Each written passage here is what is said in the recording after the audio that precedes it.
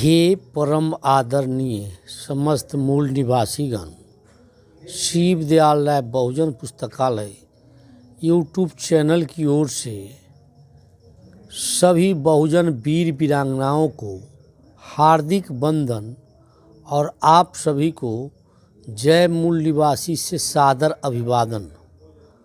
आज हम बात करते हैं भारत में लोकतंत्र की वास्तविक स्थिति के संबंध में। वैशाली लोकतंत्र की जननी है।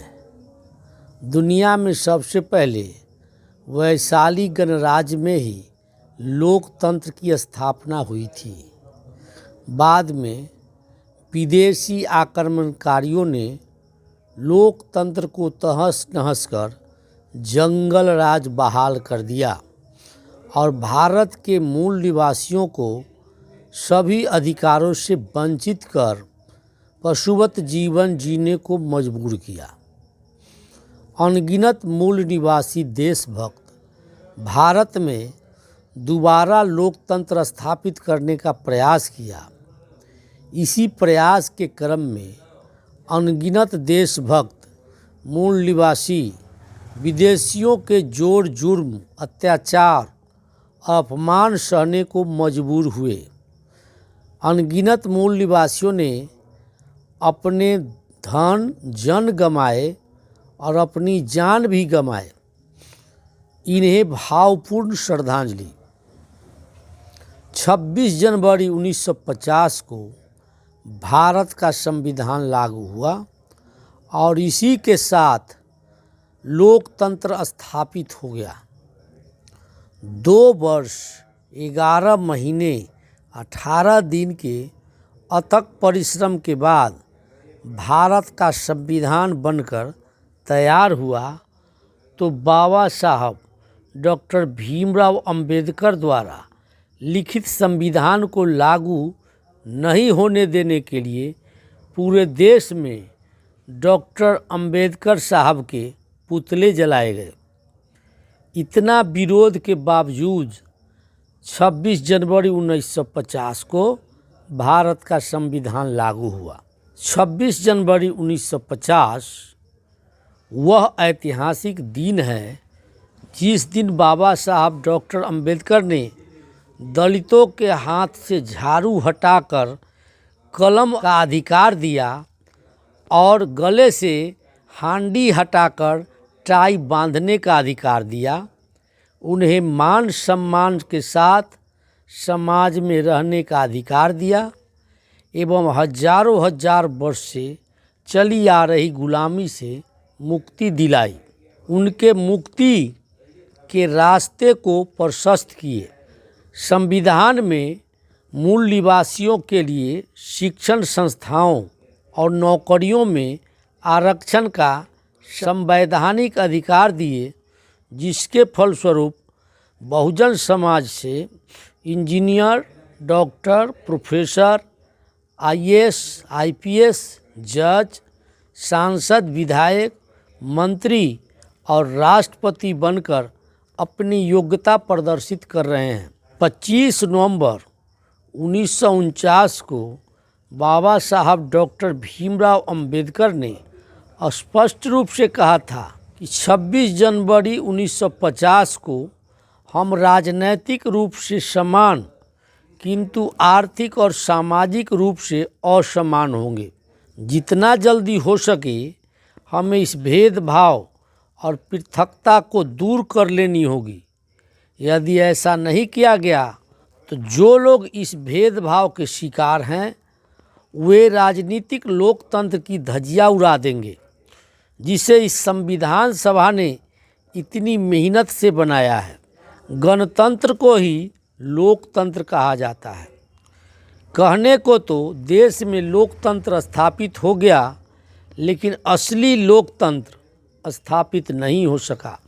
वास्तव में अंग्रेज़ों से भारत के आज़ाद होने से पहले ही लोकतंत्र की भ्रूण हत्या कर दी गई। राजनीतिक लोकतंत्र और सामाजिक लोकतंत्र सच्चा लोकतंत्र का अभिन्न अंग है।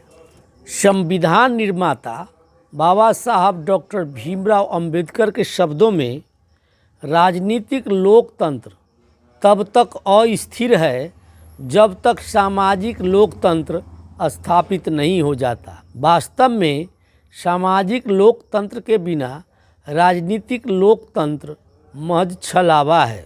भारत में आज भी लोकतंत्र छलावा ही है। जहाँ संविधान का इज्जत सम्मान नहीं, वहाँ लोकतंत्र महज छलावा है। जहाँ संविधान निर्माता का इज्जत सम्मान नहीं, वहाँ लोकतंत्र महज छलावा है। जहाँ संविधान खुलेआम जलाया जाता है, वहाँ लोकतंत्र महज छलावा है। जहाँ संविधान को न मानने का दिन रात षड्यंत्र रचा जाता है, वहाँ लोकतंत्र महज छलावा है। जहाँ सत्ता द्वारा नागरिकों को संवैधानिक अधिकारों से वंचित किया जाता है, वहाँ लोकतंत्र महज छलावा है। जहाँ सरकार धर्म की बात करे, वहाँ लोकतंत्र महज छलावा है। जहाँ साधु संत राजनीति की बात करे, वहाँ लोकतंत्र महज छलावा है। जहाँ जनप्रतिनिधि मंदिर में जाए, वहाँ लोकतंत्र महज छलावा है। जहाँ साधु संत संसद में जाने के लिए चुनाव लड़े, वहाँ लोकतंत्र महज छलावा है। जहाँ सुप्रीम कोर्ट से मान्यता प्राप्त पुस्तक सच्ची रामायण की प्रति बेचने वालों पर धार्मिक उन्माद फैलाने का मनगढ़ंत आरोप लगाकर प्राथमिकी दर्ज कर जेल भेजा जाता है, वहाँ लोकतंत्र महज छलावा है। जहाँ संविधान की भावना के विरुद्ध अंधविश्वास फैलाने वाली साहित्य धड़ल्ले से लिखे जाते हैं, छापे जाते हैं और बेचे जाते हैं, वहाँ लोकतंत्र महज छलावा है। जहाँ स्कूल कॉलेज बंद किए जाते हैं और मंदिर बनाए जाते हैं, वहाँ लोकतंत्र महज छलावा है। जहाँ स्कूल कॉलेज बंद होने पर जश्न मनाया जाता है, वहाँ लोकतंत्र महज छलावा है। जहाँ सरकारें मंदिर बनाती है और साधु संत स्कूल कॉलेज और अस्पताल बनाते हैं, वहाँ लोकतंत्र महज छलावा है। जहाँ राजनेता धर्म की बात करे और धर्मगुरु राजनीति की बात करे, वहाँ लोकतंत्र महज छलावा है। जहाँ व्यापारी राजनीति करे और साधु संत व्यापार करे, वहाँ लोकतंत्र महज छलावा है। जहाँ पौराणिक आरक्षण जारी रहे और संवैधानिक आरक्षण लागू न किया जाए, वहाँ लोकतंत्र महज छलावा है। जहाँ वेतनमान पर पुजारियों की अस्थायी बहाली हो और सैनिकों की बहाली कॉन्ट्रैक्ट पर अस्थायी हो, वहाँ लोकतंत्र महज छलावा है। जहाँ काल्पनिक पात्रों को असली पात्र और असली पात्र को काल्पनिक पात्र बताया जाता है, वहाँ लोकतंत्र महज छलावा है। जहाँ जनजागृति फैलाने वाले को दुश्मन समझा जाता है, वहाँ लोकतंत्र महज छलावा है।